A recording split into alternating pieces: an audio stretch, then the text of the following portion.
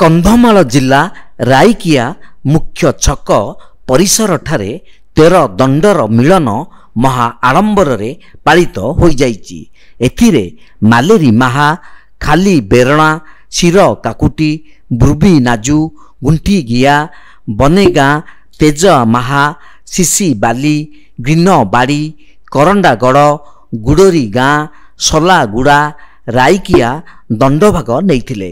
ପ୍ରଥମେ ସମସ୍ତ ଦଣ୍ଡକୁ ସକାଳୁ ସକାଳୁ ବାଟ ବରଣ କରାଯିବା ସହିତ ଅପରାହ୍ନରେ ସମସ୍ତ ଦଣ୍ଡଙ୍କ ଦ୍ୱାରା ଧୂଳିଦଣ୍ଡ ଓ ନଈକୂଳରେ ପାଣିଦଣ୍ଡ କାର୍ଯ୍ୟକ୍ରମ ଅନୁଷ୍ଠିତ ହୋଇଥିଲା।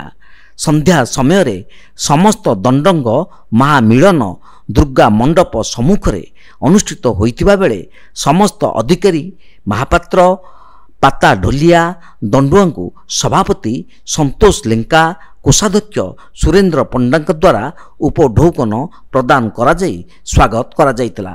ଏହି କାର୍ଯ୍ୟକ୍ରମରେ ସନ୍ତୋଷ କୁମାର ପାତ୍ର, ଦ୍ୟୁତିକୃଷ୍ଣ ପଣ୍ଡା, ଶ୍ରୀନୁ ଆଚାରୀ, ତିରୁପତି ସୁବୁଦ୍ଧି, ମନମୋହନ ପଟ୍ଟନାୟକ, ସୁଶୀଲି ତ୍ରିପାଠୀ, ପ୍ରଦୀପ ପ୍ରଧାନ, ରାଜମୋହନ ଦିଗାଲ, ଜିତେନ୍ଦ୍ର ପଣ୍ଡା, ସୁଦର୍ଶନ ପଣ୍ଡାଙ୍କ ସହିତ ବହୁ ମାନ୍ୟଗଣ୍ୟ ବ୍ୟକ୍ତି ସହଯୋଗ କରିଥିଲେ।